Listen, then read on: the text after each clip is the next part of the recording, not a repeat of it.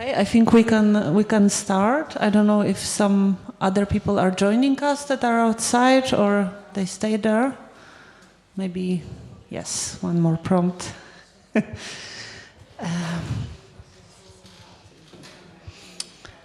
Fatoş, are you there?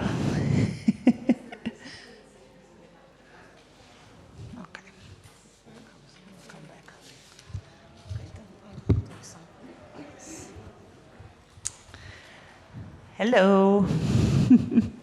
Can we see you maybe for a short moment? Yes, I'm here. Hello. I can also stop sharing. No, it's okay. So I would like to introduce to you our next guest, Fatoş Üstek, who will present a contribution which also has some interactive components, the Art Institution of Tomorrow, Stewardship, Imagination and Shared Futures. And Fatoş Üstek is a very important person for our research because she wrote a book titled The Art Institution of Tomorrow, Reinventing the Model. And it's a relatively new book, published in 2024. And this book is one of these rare books when there is some kind of a vision presented for the future of art institutions. And that's why we thought she's a perfect person to invite and engage in conversation with. She's a curator, writer, and cultural strategist. She worked at two big leading UK art institutions. She's the co-founder and director of Frankfurt Artists Pay and curator of Free Sculpture in London. She was member of numerous international awards juries, and also she's on the advisory board of an organization that all of us know very well, namely Urbane Kunste Ruhr. And she, I think, will come to Ruhrgebiet soon in autumn, I think, yes? Exactly, yeah, so I'm coming in September. Amazing. So maybe also to temporary gallery. We'll see. I hope so. She publishes and lectures internationally, and yes, we are super happy to have you here. And I think we can start. Great. Thank you so much, Aneta, for the kind introduction. And hi, everyone. I've been following you through the YouTube channel this morning. So it's quite interesting to also familiarize with what are the themes and topics that resonates with you. I'm very curious, like, who is in the room? Is it mostly like institutional directors? Would be really nice to if you can give me an idea of who is really in the room. That would be very helpful.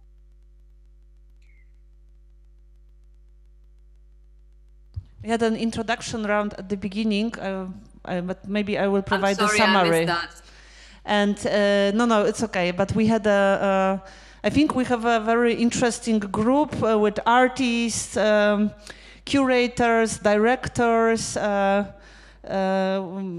We have, of course, people from the three institutions that organize this symposium: Kunstverein Bielefeld, Kunstverein Siegen, and Temporary Gallery. We have Mena Singh from Savvy Contemporary with us, and Katie N. Tan from Mental Health Art Space, and Tamarind Rossetti and Stephen Wright are also arrived. So it's a very a diverse group, I would say, and definitely not only directors of institutions. Okay, thank you so much, and sorry for the repetition, and I'm sorry for not being there today in person. I prepared a presentation for you, which also has questions. So I won't be just delivering a monologue, but I'll be posing at several different intervals, and would love to have a conversation together. So today I titled the lecture about stewardship, imagination, and shared futures when we are talking about the futures of the art institutions. I will start sharing my presentation with you. So can everybody see it?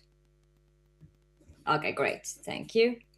So let's do this. I mean, this isn't something that you are unfamiliar with, that we are in crisis, and that's not only the institutions per se, but the world. And what is for me very important to kind of like accentuate and highlight is the fact that these crises are happening simultaneously and at the same time in various different scales. That is, in a way, I believe, making us stay in anxiety or in kind of like anticipation of trying to understand and predict what the future will be if we will ever go through these crises. And so the ecological, socio-political, or the global crises are also very much impacting on the institutions, which are also in a crisis that like has been mentioned many in previous presentations, that the crisis is, I see it as ontological. It's really a crisis about like, what are the institutions? What is our purpose? What do we do? Who do we serve? And what do we generate? And how do we kind of like create an understanding of social coherence or social cognition?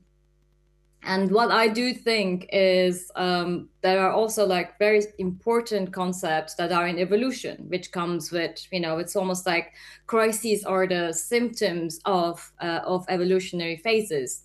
And those are power, status, and control. And I would like to, maybe we can also like expand on that together. But I think we are really in the verge of rethinking what power is, what power has been, and what power need to be in the future. Same with status. Status has been mostly defined through dominance, through virtue, through success. So, but in a society that is shifting and changing, how are we going to redefine what social hierarchy is, or what does community standing mean? And last but not least is control. So is about perhaps like really thinking from nation state mind spaces of like control being centralized. How are we going to shift it towards more collective agencies? I'll try to unpack these. So this is just a kind of like a teaser slide.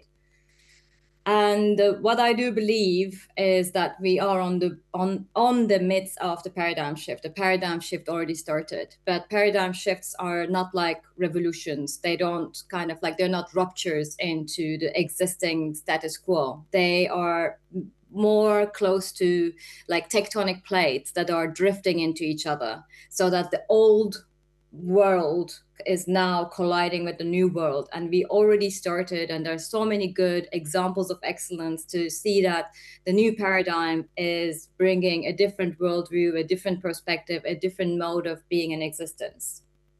So I want to review some key concepts before we actually like start talking about institutions per se. And this was like, for instance, I think like our colleague from Savvy Contemporary mentioned in an earlier presentation that, the conception of the local is different. Today, we don't live in homogeneous societies. Rather, it's becoming more and more heterogeneous. Of course, there are still hybrid cultures and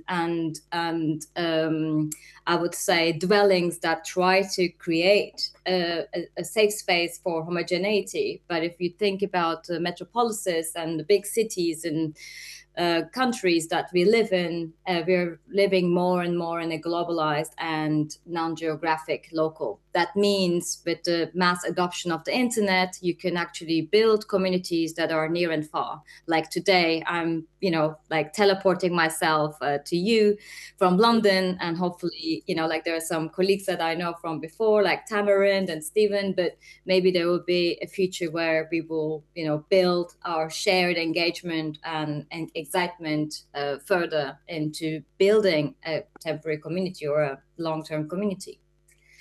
So the second concept that is important to attend is the, society, which I kind of like delivered all together. And then when you think about this heterogeneity of type, needs, different communities have different needs, different set of beliefs, different set of habits. Sometimes they might even be in tension and in conflict with one another. And hence, the culture is also being impacted with this huge shift. That is, today, culture is no longer central to, let's say, certain centers, certain bodies, but is more distributed, especially with the emergence of social media platforms or Substacks, different, let's say, various digital platforms. What we see culture today is much more distributed, much more open to everyone's contribution, and it is becoming less and less authoritarian. And I think we need to kind of like add the usage of AI and new technologies there as well. And that the digital space is also impacting the physical space and the proximities of the constituencies of the physical villages and towns and cities. And in a similar manner, knowledge is no longer, can be thought of as static, as contained, as situated. It is evolving, it's shape-shifting, and it's dynamic, because with the advancement of technology as well, we're continuously understanding how we skill and upskill ourselves. I was thinking earlier, like, for instance, if you think about the fact that Industrial Revolution was the kickstarter of mass education, where, education has become schooled because you needed people to read and write so that they could actually take the manual of the factory and familiarize themselves with how to operate the machines. We are in a different time of knowledge, which needs actually also for us, which I will talk mainly about today, is learning as institutions as well.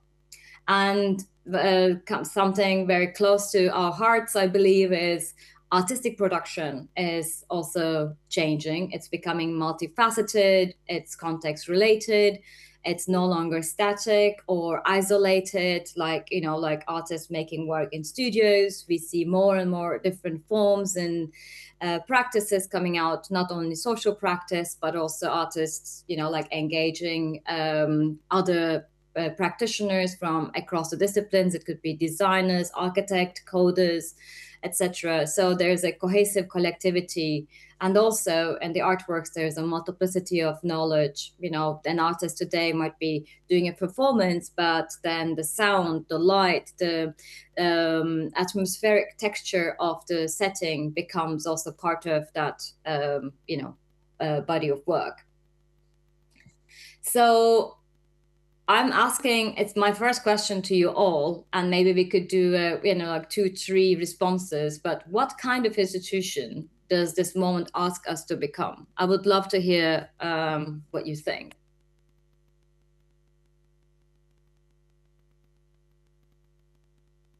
Who wants to go first?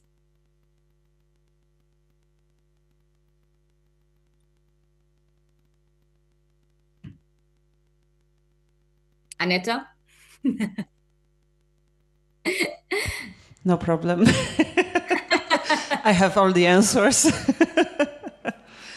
I guess what intuitively appears is that we want an institution to be able to respond to these changes and acknowledge them and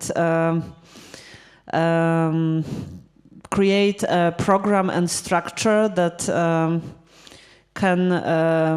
that is acknowledging that it's a different type of society.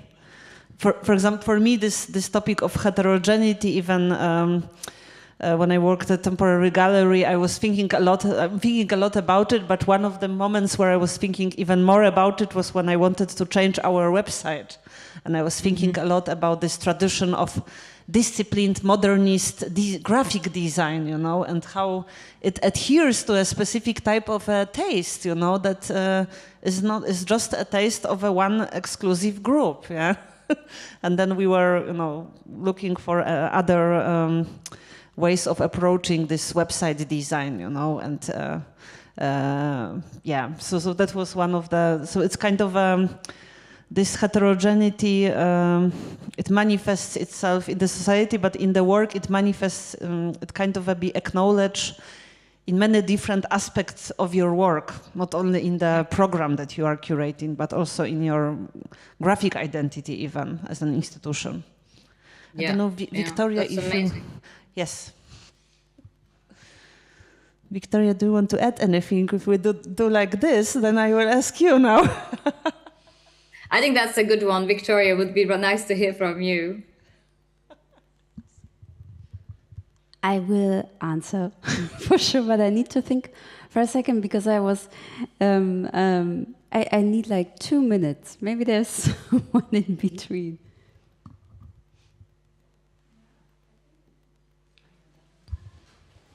Thank you. I think that the institution is kind of us, and there are many us's in the society, and I think as an artist I would love to open institutions everywhere. It can be a kiosk or a bakery, and it can be developed as a new institution if we talk about it. Yeah. Mm-hmm. That's interesting. It's more the civic structure approach. Thank you. So my first prompt is when we are thinking, okay, what is this institution that we need today, is to perhaps like rethink about our values. What are the values that, like what pressure is mostly reshaping your institution right now? And what are your values that you respond to this pressure with or pressure against? I mean, for instance, I could like give an example of different pressures that institutions are facing right now. That could be staff well-being. That would be the precarity of pay and working conditions. That could be diversity of the programming.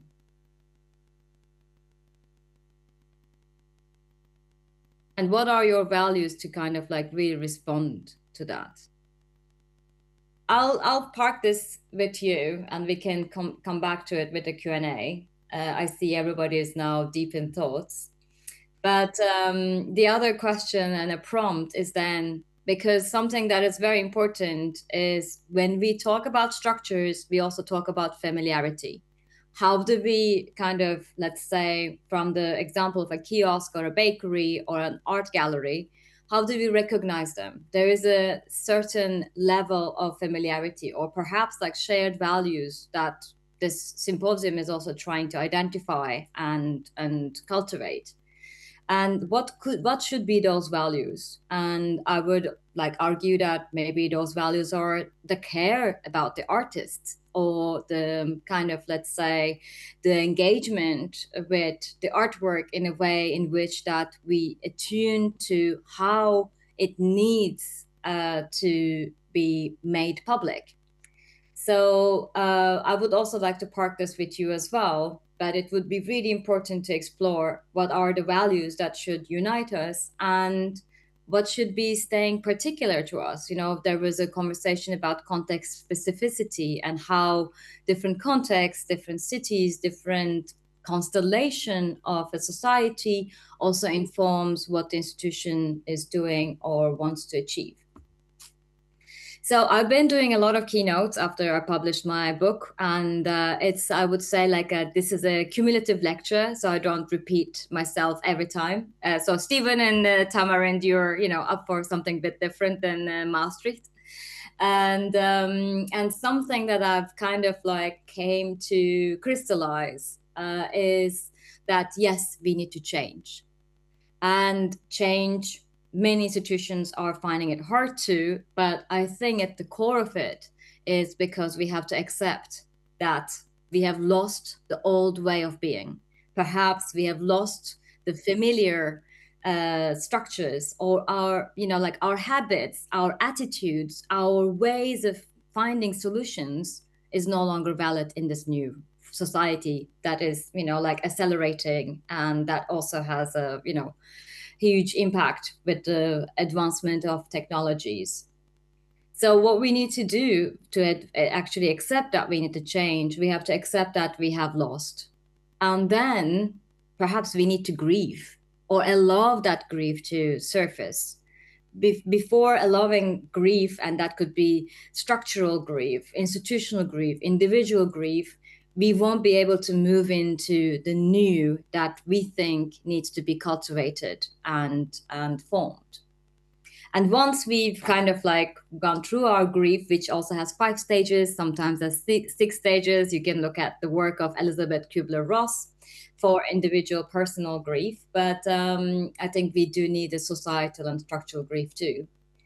But to move on forward is to kind of reinstate what are our values that we want to carry into this new world. What is, non-negotiable, what needs to stay intact, and what those values require in order for them to be understood and embedded in the institution. And those are the principles. If we could give guidance to what does that value mean and how do we honor it, let's say transparency, or the value of taking responsibility or conscientiousness, etc. So it would be I would very much, imagine that would be the best way to do that, is to build principles around those values. And profiling a clear process, the kind of like the trajectory of what you want to follow afterwards. And development of tools and guidance were mentioned before as well. So build your own tools and the guidance to use those tools. And then make sure that, if we really aligned all the parties involved, all our team members, all the artists that we're working with, all the partners that we are receiving funding from, etc., that would hopefully lead to a huge shift with this, cognitive practice and change.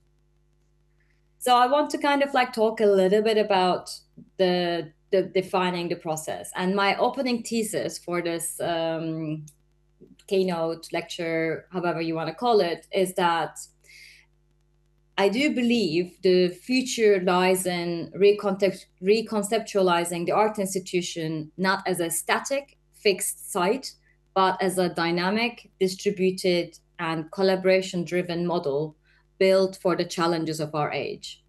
So what do I mean by dynamic? I mean that adapting organically to shifts in creative practice. That is, as I mentioned, artists are changing, artistic practices are differentiating themselves from, let's say, display-bound static objects to something that is more enticing, expecting participation, expecting engagement, interaction. And to also like adapting to global movements and societal needs, and really moving away from the traditional rigid frameworks. And when I talk about distributed, we will also open that up a bit more, is to operate through decentralized channels or digital spaces, which we all are trying to do, I believe, in like having a social media account, having newsletters, having websites, etc. And also local nodes, rather than relying solely on the buildings that we operate from. And the third one, I do believe that is very crucial for us all to kind of like have more of a collaborative approach, like how the Symposium was built together. There is still a big defining force of competition in the art world, like also that, manifests as premieres, or the kind of like the biggest, the largest space, the most, number of people coming through our doors, etc. But what if we expanded this, this non-hierarchical structures were mentioned before?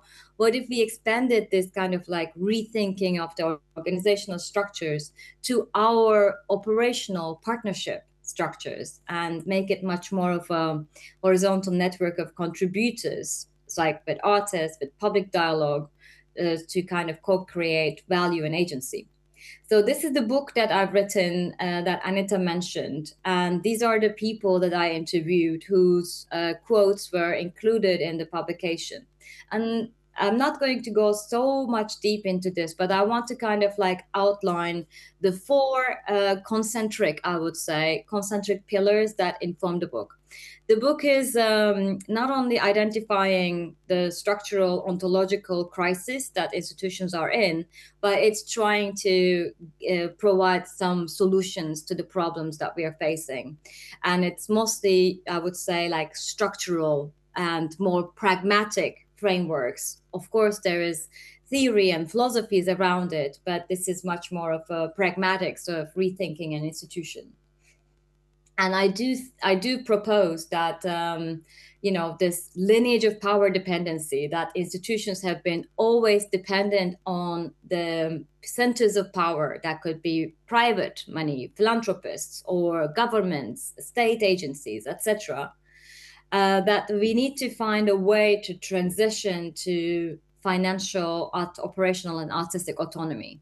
And I know this might sound like, oh my God, how are we going to do this when trusts and foundations are constantly asking us for more and more illustration of their goals, the metrics that we need to align with and fulfill the expectations for how are we actually going to build an autonomy.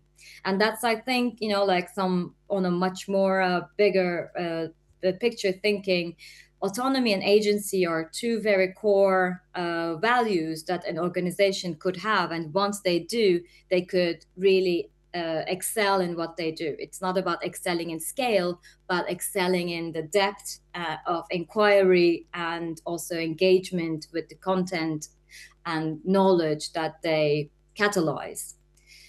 The second one is about, well, I argue that institutions who have been the cultural authorities of society need to transition to something that is more towards cultural humility, which has also very important academic research behind this term. I will unpack that later. And that also, one thing that's very important is we also operate a lot on not only a hierarchical staff organogram, but also hierarchy of support. Like different donors, different patrons have different expectations and different benefits from what we do. So if we could look into creating that support through more of a decentralized and non-hierarchical manner, perhaps that would also enable us to instill a sense of, or a degree of autonomy and a sense of agency. And the last but not least, and that's very important, is we do need a new business model. I think the current business model, I kind of think about it as like a bike tire that has been flat so many times, and we've been patching it and patching it and patching it, and there's nowhere to patch. So what do? We perhaps need to change the mindset in which we approach what our business plan and business models are. They are also very inherited from the previous directorships, to go into a regenerative economy mindset that also includes a wider 360 thinking about the society, not only the society, but the social environment and ecology. So this is just an illustration of, like what a traditional structure of institutions are. And of course, what I was doing in my book was mostly targeting medium to large and extra large scale institutions, because I do believe that small scale organizations like Kunstvereins or Kunsthalles, they have already the agility within their structure to perhaps like make these shifts and changes. But what if the change happened in a larger scale? That would move the needle for the arts and for the sector. So there are various different forms of organization, so that you could create like nested groups within your staff. I imagine, you may not have 50 or 100 or 800 people, but this is like an idea to kind of like build, and that's what I suggest, is to build cross-skilled teams to deliver specific projects instead of departments, meaning that we demolish marketing and comms and the fundraising department and curatorial department, that everybody starts working together. And that would like really lead to different cohesion in the programming. Like, for instance, one example that I want to bring is from Mori Art Museum from Tokyo, where Mami Kataoka, at the brink of the early lockdowns, she developed a group that was a bit like what you did perhaps, Aneta, for your website, Rethinking, that the group was composed of everyone from each department as one group that was responsible for the digital communications. So a curator sat together with the finance person, with the development person, in thinking and devising, okay, what's our digital offer? And I think they did a really good program out of that. So there are different, also like other organizations, like holocratic organizations. Like there's also even a organization called Holocracy that even extends this further. So what we are kind of like thinking is like from moving from a centralized, space to perhaps like more shared peer groups, and ideally to become distributed. And, in the 90s, we would call it a rhizome. In the 2020s, we call it micellar networks. But it's literally what that holds the ground. It's the net that actually holds it. Because if the center falls, everything collapses. I have colleagues whose like directors had to leave their post because they have a health issue. The chair left before. Now the whole organization, a huge actually amount of people, are left without, knowing when is going to be a chair appointed, when is going to be a director appointed. So this is more of a fragile structure, and distributedness is more anti-fragile. It's not about the robustness of going back to where you are. And anti-fragility is also a very interesting concept, mostly furthered by Nassim Taleb. I really recommend you to read the book. It's a very long book, but it still is quite inspiring about how can we build anti-fragile structures instead of robust structures in our society. Anyway, one of the premises I talk about here is that social value is a structural outcome. So it's not a byproduct of culture, it's a structural outcome of how the institution is organized. And I'm looking at three core, let's say, modes of production here. One is partnerships, the other is participation, and the third one is a social value. So how can we, in our partnerships, move from transactional collaborations to long-term alignments, like something that was mentioned before? And when I say that, it's not just like an aloof term, but let's think about the fact that institutions are very much also geared towards working with an artist one time only. And you wouldn't kind of like revisit the project and the artist unless you're an experimental space or a small space that you can, really do that. But big scale organizations, there's always this, and that was also mentioned before, this eagerness for the new project, the new artist, the next big thing. What about we kind of like, instead of making a one-off transaction with an artist and an institution, we actually make it into a long-term collaboration. And that doesn't need to be that we do a solo exhibition of the same artist every 2 years. That has been done before as well, which doesn't work, like at Tate during lockdowns, Lydium, I can't pronounce her name right, but her name is in front of me. She's the one who makes portraits of Black subjects, Lydia Boakia. Anyway, she had her exhibition open 3 times because it was ruptured, but that's not perhaps what I'm saying. And partnerships built with artists, communities, funders, civic actors, educators. I think many of you already kind of know that and treat partnerships as a shared risk and shared learning and shared responsibility. These are perhaps like more of prompts to the conversation rather than telling you what to do. I would really like you to take it that way. So when you think about participation, it's not only about audience capture, it's about creating meaningful presence in shaping the process, the art encounter, and perhaps the art conversation. And what is very important for us in today's reality is that how can we create structures for listening, for feedback, for co-learning, for situated forms of contribution. We all talk about the fact that we want to listen and listen deeper, but how are we skilling and upskilling and side-skilling ourselves to really be good listeners? And being good listeners is not about being passive, but it's not also being, transactional.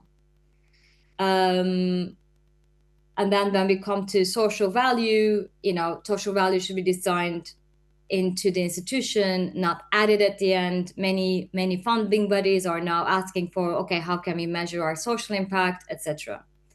So I do think that it emerges through fair process, and that's why I'm also very much involved in building tools and guidance for fair practice in the arts. And fair practice does not only mean fair pay, but it's also fair working conditions, fair employment, fair representation, fair contracts, etc. And the question is also not only who attends, but who is recognized, supported, and able to shape the outcomes.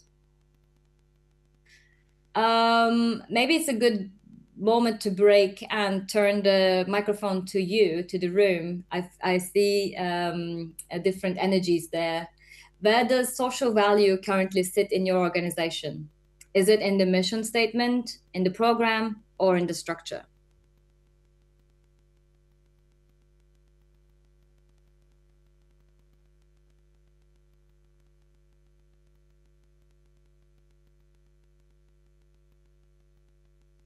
Who wants to respond?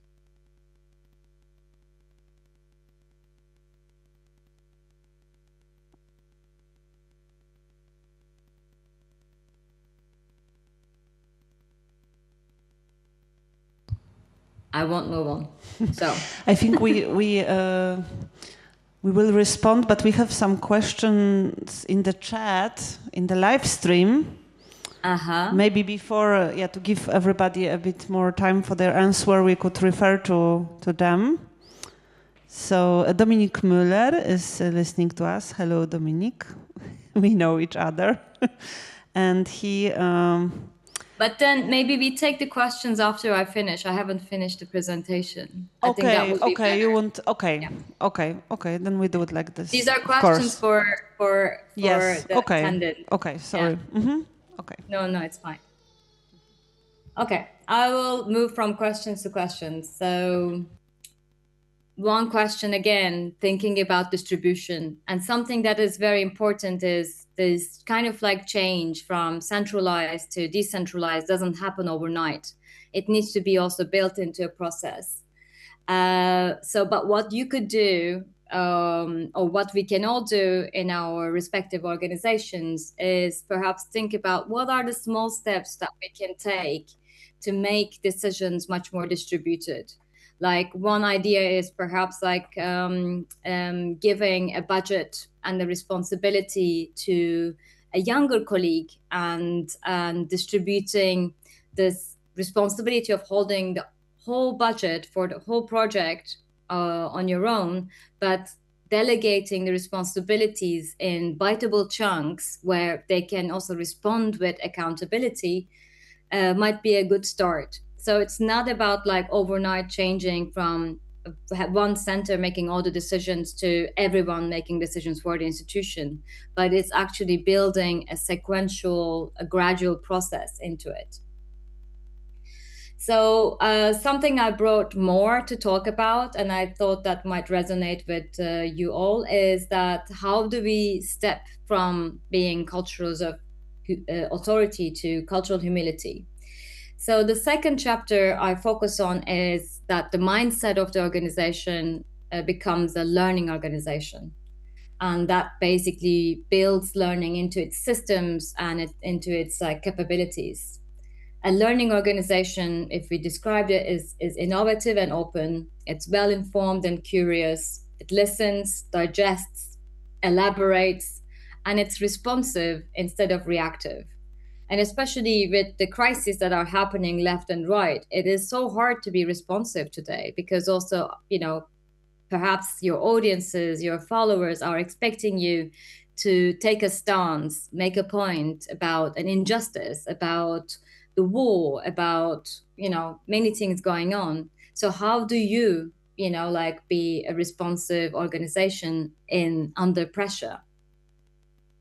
And cultural humility is a very beautiful term, and also has a very extensive academic research behind it. It engages the, people, organizations with cultural humility. Humility, again, listens and learns. They build inclusive representation, flexible programming and curation. What would that mean for us? Because we need to kind of write press releases and make announcements and make sure that the artworks are already defined before we move them into our spaces. Perhaps, again, this is much more of a trouble for large-scale institutions than small-scale ones.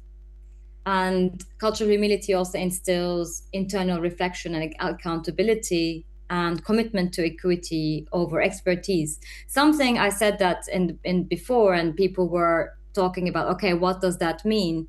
Equity in this sense means that, if when you're having a team meeting, having everyone share an idea, or maybe present an artist, a programming proposal in the same level, a leveled conversation, rather than saying, okay, I'm a curator of 20 years, so I know what is best for us to program and for us to choose.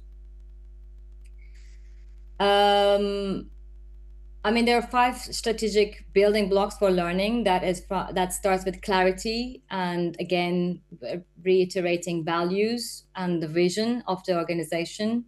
That then goes on to shared leadership and involvement of everyone who is going to be taking lead decisions on these learning programs. And that also, it's a culture that encourages experimentation, something that everybody can do, like small risk events, or that could be, again, like giving a budget to an assistant curator to do an event on their own. That is perhaps more experimental and perhaps not so much in line with what you are known to be doing.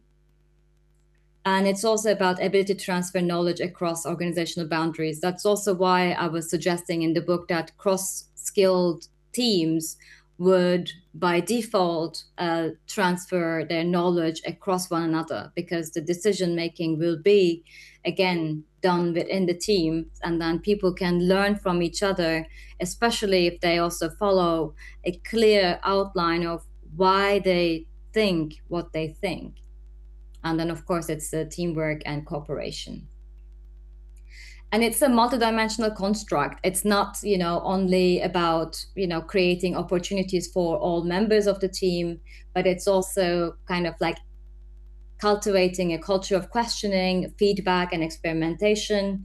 It's also about engaging the team to learn together, and that could be through collaboration, through upskilling together, and that upskilling could be also maybe learning about AI or learning about, coding, etc. It doesn't, or maybe learning about an artist together. And the empowerment is a process to create and share a collective vision, get feedback for the gap between now and the aspirational future. And it's also very important that the knowledge, again, yes, is everybody's body has a situated knowledge, but how do we, if we are the institution, and there is a timeline on all of us, so what happens is that how can we capture and share what we have been holding in our bodies for future bodies to encounter and to engage with? And the other thing that's that kind of brings by default when you are kind of embedding structures for your team and yourself to, for learning and skilling and upskilling, is that enforces a global thinking and a kind of an understanding of the internal and external environment. And that leads to the more strategic leadership. So what does your institution learn from, and what does it ignore? What do you not learn? It could be perhaps, like you don't work with AI, or it could be that you don't work with social practice, or you can fill in the blanks. Everybody is thinking very intensely, Fatoş. It's not...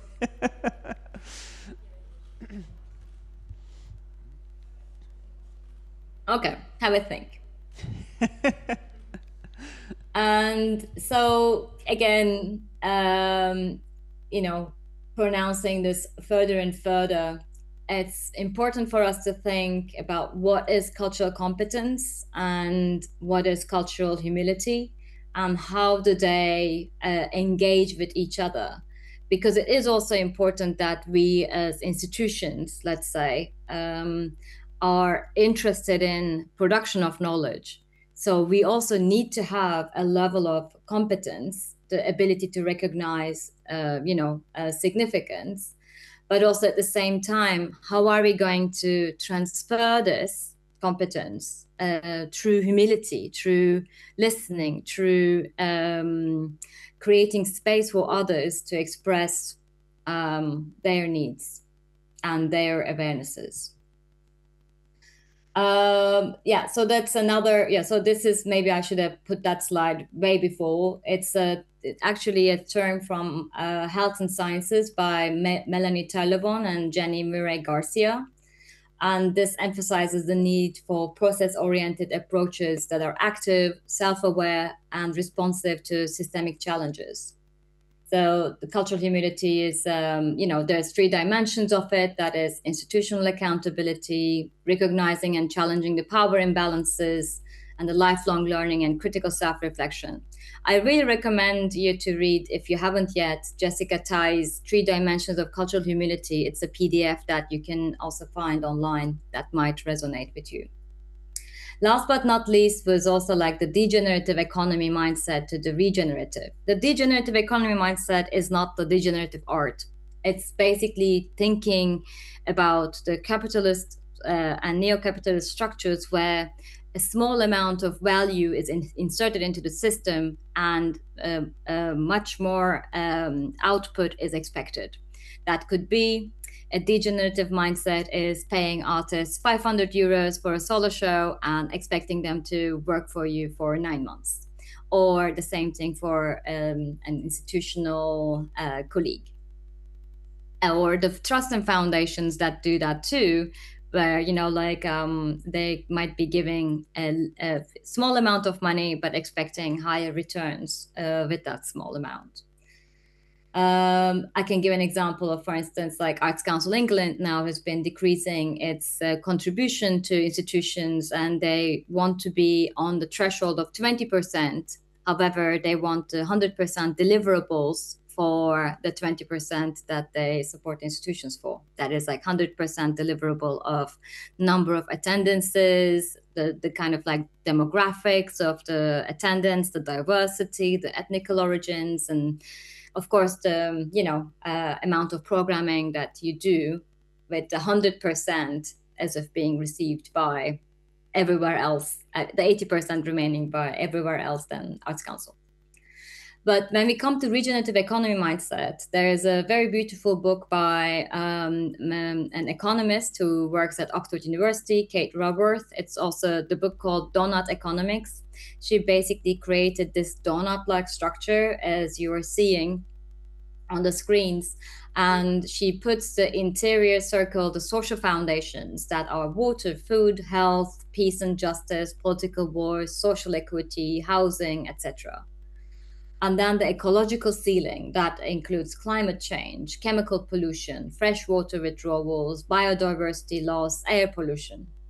And what you see marked in red is where we are right now. So we are acceleratingly, losing biodiversity. There's a load of nitrogen as phosphorus loading on our atmosphere, in our ozone layers, and there's of course a climate change that I'm sure you are all experiencing. And not only the ecological ceiling has been in disruption or out of balance, out of kilter, the social foundations are also dramatically off balance as well. So when we think about regenerative economy mindset, what Kate Raworth suggests is that it's not only about recycling or upcycling. It's about like, how do we use the resource again and again, or introduce it to the system that we are part of. Sometimes it could be that, maybe you made movable walls and you're not going to use it anymore, but maybe there is another organization, hence the collaboration angle comes into place. Another organization might benefit from it. So instead of like demolishing those walls, perhaps it's about seeking where would be its best use. And when we talk about resource, especially when it comes to cultural institutions, it's not only about the energy, time, financial means, but it's also knowledge and skills are also our resources. So what I see that perhaps are like, can be grouped as like three groups is the commissioning, governance, and knowledge sharing are the three practical shifts that, could be attended. And that is like in commissioning, it's about like redesigning how work is initiated and funded, to supporting active, process-oriented, and adaptive long-term outcomes. So even if you do a project with one artist, perhaps, and you won't ever do a project with the artist, but perhaps really following that conversation, where would that lead us to? Perhaps it will enable, it will shrink the pool of artists that we ever work with in our institutional terms, but it might enable us to kind of like build more meaning into our ways of building this social cultural offer. Second is the governance. How can we shift the power structures to enable more open, more self-aware leadership? Something that is very important is that this idea of, this idea of the genius artist is no longer only working in its studio. This idea of the genius director is also no longer possible. Perhaps it was in the 20th century, but because of the multitude of sensitivities and awarenesses required from such a role, it might be best positioned to actually distribute that responsibility so that everybody in the team is a sensor for what are the social needs and social shifts that the institution might be inclined to respond to. And the last one is knowledge sharing. So it's about how can we build continuous learning networks within the organization, and maybe how can we build some form of transparency across the organization, in the sense that how we make decisions, how we engage an artist into a conversation for building a show with us. That also includes the front of house staff, as well as the security staff and the finance assistant. So which of these shifts feel most urgent where you work is my question. I wonder if I will get any answers.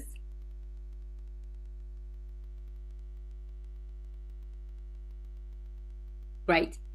So I'm ending my presentation. So this is the last, from building to framework. And again, looking into those practical shifts, there's another kind of three shifts I would love to discuss with you all. One is about shifting from venue to framework, because as mentioned earlier, our digital sites are also part of our venues now. It's not only the bricks and mortar that makes our buildings. So how can we design the institution as a framework for commissioning, for circulation and care? How can we measure success by continuity of relationships, not just footfall? How can we build processes based on listening and shared authorship?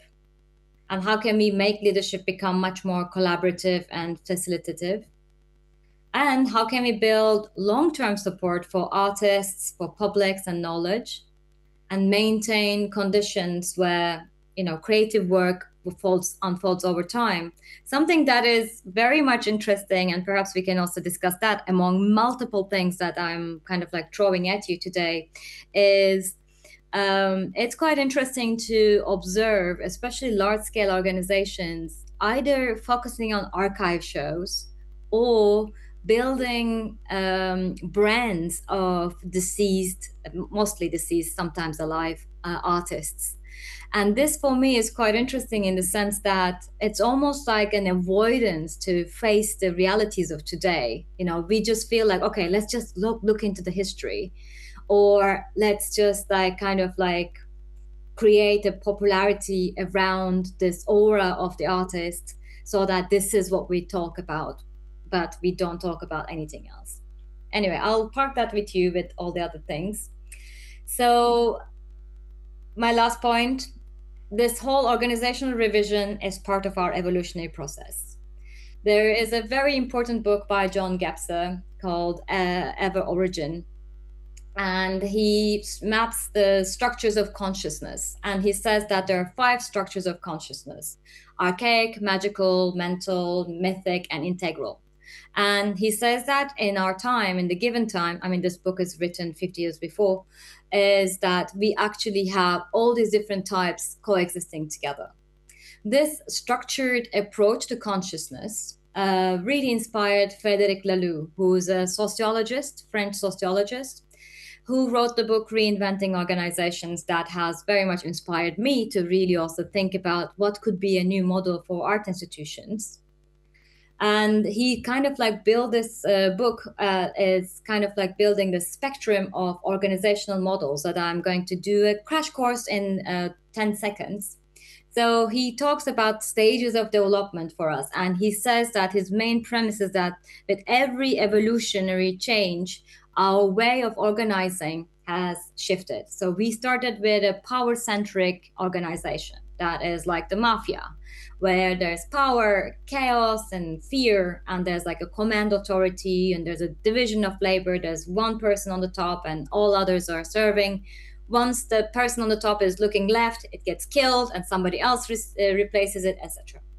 And then it goes into different kind of paradigms, from red to amber to orange to green and now teal.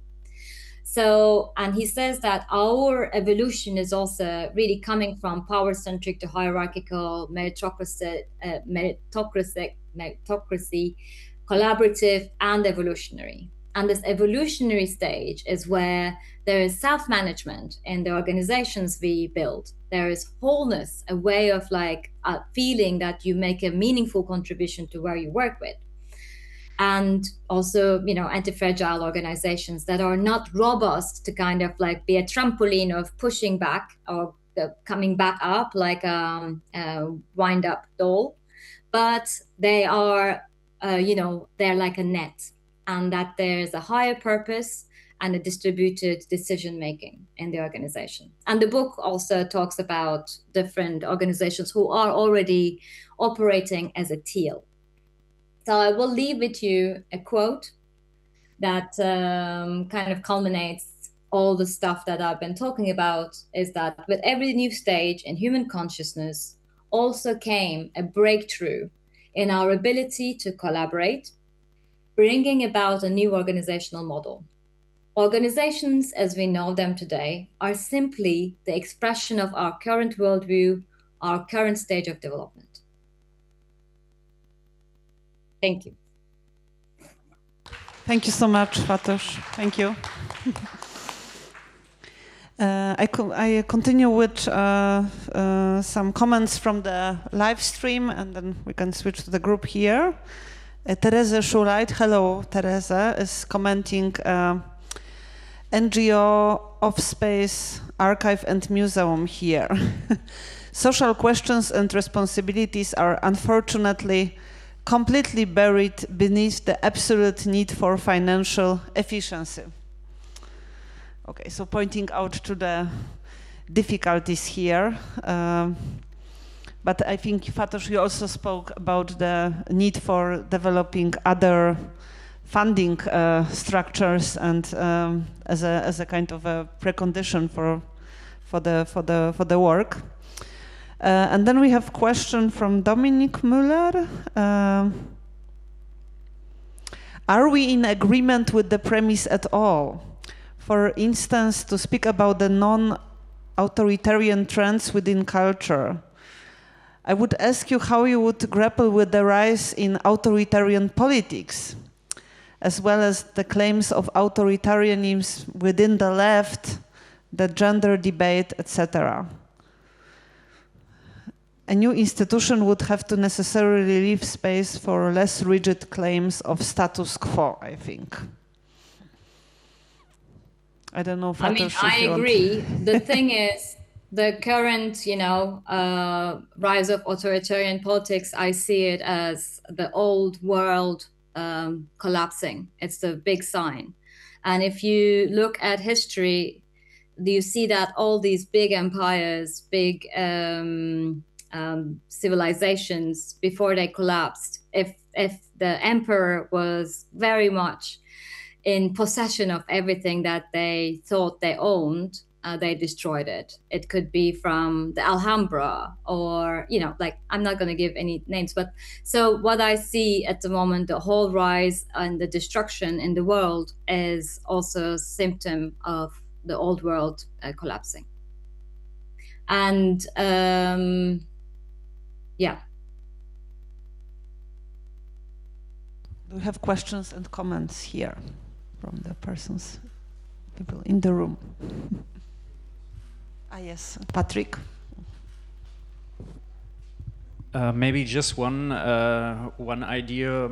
Maybe we also have to reconsider the term institution. I don't know. Maybe it brings too many ideas, fixed ideas of what these places, may it be physical places or thought places, should be. So maybe we should find a new terminology for the future, and not talk about institutions. Mm-hmm. I don't know. I mean, new terminology is always attractive, but institution as a term comes from a legal framework, actually. It's so it's more about a kind of it's more a term for a framework, and we could find new names. But if we are, in the end of the day, coming together for a shared goal of, seeing an exhibition, experiencing an artwork, engaging in a debate, I don't know if we need new names. I think we just need new frameworks so that institution can also evolve. But on the other hand, this need for new terms is regularly reappearing in the art world. Stephen, who is here with us, is the author of the Lexicon of Usership that was quite widely discussed. But also, of course, Documenta 15 is a very good example for different vocabularies that I think are actually actively used in institutions now. So it's... the need is still there. But I wanted to ask you, Fatoş, about one thing that you mentioned in the book, because at Temporary Gallery we have regularly discussions about the social impact and community-oriented art projects. And I remember that in your book you criticized a little bit this social turn in art institutions, that is of course accompanied by states withdrawing from their usual functions, that I think in the UK is very visible, but also in Germany, reducing social support for communities, funding and so on. But at the same time we see this interest and increase of socially engaged practices in art institutions. And I remember that you criticized it in the book, but maybe you'd like to talk a little bit about it. How do you see it now? Yeah, I mean, with pleasure. And I think it's good to kind of unpack that. So, couple of things. One is the fact that, there was already a rise of social work and social practice in the 90s. And this would be very much like also echoing, like the fall of the Berlin Wall and kind of like Europe exploring to engage with its other. So there would be artists invited to different contexts, different cities, to work with specified communities. And what they would do would be like also maybe make a video work or make an artwork from those encounters and experiences. But when we come to this like community-centric programming as a term, and also maybe co-creation as well, there are a couple of things that is very important. One is, there was a huge backlash from this like post-90s approach to these minority communities, that there would be communities that are exhausted. I even know an example where an artist was tasked to work with a gang, and it was such a hard process. And afterwards they managed to open the show, and she actually made these like leather jackets and asked each gang member to write what they want to say to the society behind the leather jackets, and they were embroidered, etc. The day after the show, it got burgled. So the whole exhibition was stolen, and probably by the gang. But like, but that was also a bit of a dissent and disobedience, because I think when we talk about communities and when we talk about, let's say, the marginalization of, the marginalized aspects of society, if we approach with still a kind of a colonial mindset embodied, then that is, for me, a fallacy. Because it's like, doesn't matter if you're engaging like Bangladeshi children to make paintings who are between 5 and 7 and showcased in a museum, if you're still creating the same categorical imperative on communities that are bound by ethnicity, I think that is a fallacy. That is like repeating a colonial pattern, even though it's not said so. So what I'm interested in is like, what about shared values? What about commonalities? What about the fact that we are in this room, and maybe I'm just teleported, but like in this room here, coming from various different backgrounds, but with a shared interest. What unites us is like perhaps our inquiry into what we do and also learn from how others do. So I'm interested in that form of community, instead of profiling communities through an identifiable, or rather like visibly identifiable distinctions. And when you build programming accordingly, I think it might lead to not diversification, but perhaps a polyphony. So you'd rather look for this... Yeah, Stephen, you want to say something? Yes. Yeah, somebody wants to say something. Yeah. No, I wanted to thank you, Fatoş, for your comments and your thoughts. I wanted to come back to what my neighbor Patrick raised, but in a slightly different way, because obviously an institution, whether it's a conceptual institution or if it's a physical institution, an institution of any kind is embedded with assumptions, invisible assumptions. And I think in your question, the first question that you raised, there was sort of a pregnant pause as we all thought about it, is well, what kind of institution does the current moment ask us to become? Well, embedded in that question is the idea that the current moment is an instituent moment, that we are in a moment of what in your rhetoric you like to call a shift.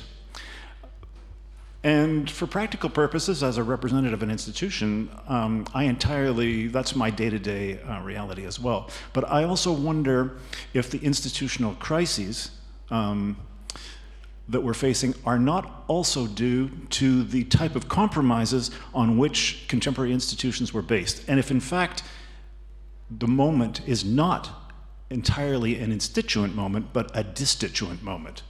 And if we are unable to push through with a kind of a destituent, not a shift, but a more of a destituent gesture of all of those embedded assumptions that are sort of embricked in the physical architecture, but particularly in the conceptual architecture of institutions today, then we will never be able to do anything except manage the crises. Mm-hmm. Yeah, I think it's a great question.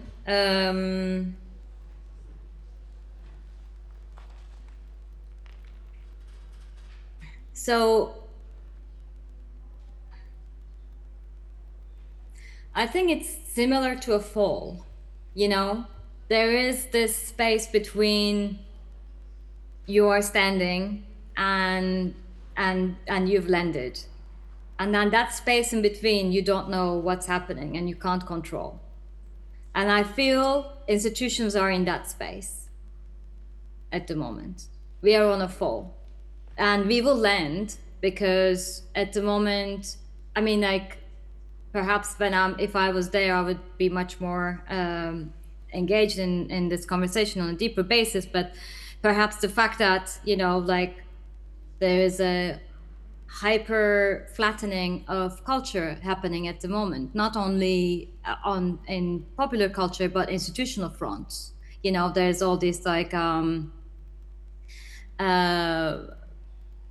it's almost like, how can I say? It's almost like bullets are coming and you're trying to avoid each of them one by one without knowing if you will survive. And I don't think if you're only a respondent to crises, you're going to survive. We need to build a vision for how we think and how we, you know, how we can envision what institutions are and what they can do, and already start working from there. You know, I think a constant responding is a huge amount of energy, a huge amount of labor, and it is also eroding our bodies. So how can we actually like think, you know, step aside and really look into what is it that we are really doing? Like, something I'm super fascinated about is like, and we mentioned a little bit in Maastricht, but like the art is changing, and I want to really speculate about the direction of travel in the arts. Like in 20-30 years time, the art that we recognize and we you know, talk about perhaps is not going to be the same as 20 years ago. So what does that change entail? How do institutions in a way become the spaces as a catalyst, as an incubator, as a host for these debates and these shifts? And the other thing I feel the weight of is like, we need to deepen the conversation in our program. We need to deepen the way we also share thoroughly what we think. So, yeah, I don't know if I answered your question, but I answered something else, I guess. Thank you. Thank you so much.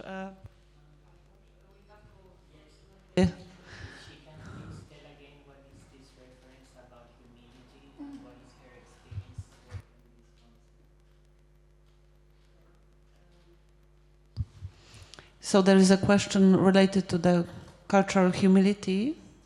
Mm-hmm. But the reference, I think the reference, you mean the sources, I think they were mentioned during the talk. And then what is your experience working with the concept of cultural humility? This would be the last question because we have to transition into the break. Can you reiterate the question? What's the question? I can share lots of different articles about cultural humility, if that's what you're asking. That would be lovely if you could maybe share them in the chat or send them to me. I can send an email. I think that's better. That would with be great. The PDF links. And we share.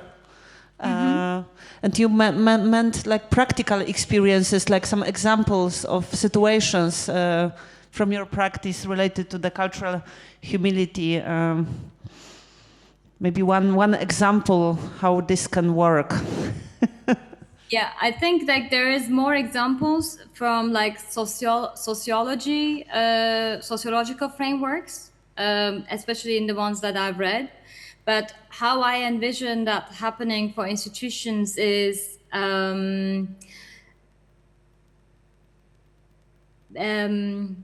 maybe looking at the nature of your decision making and how do you make decisions and what do you assume and what do you unassume and how much space do you give to yourself when leading the conversation and when listening to others. Great. Thank you so much. Thank you, Fatoş, for this brilliant and inspiring talk with many questions, and I'm sure we will be discussing them, and I can report later to you concerning the discussions. I would be delighted. Yes, really delighted to hear what the room resonates with and what comes out with it. And this is actually this is the first time I'm doing such a lecture. I've done lectures where it's like during lockdowns, and that was more like a teaching thing. But this is quite hard for me because I feel like I want to talk more, but I also don't know if I can do that. No, it was great. It was very practical, with concrete hints concerning strategies, and I think this. It's very nicely you kind of switch the perspective to what's happening behind the scenes in the institution. We were talking about it, that it was less present before, so it's really was really great to have it. Thank you so much.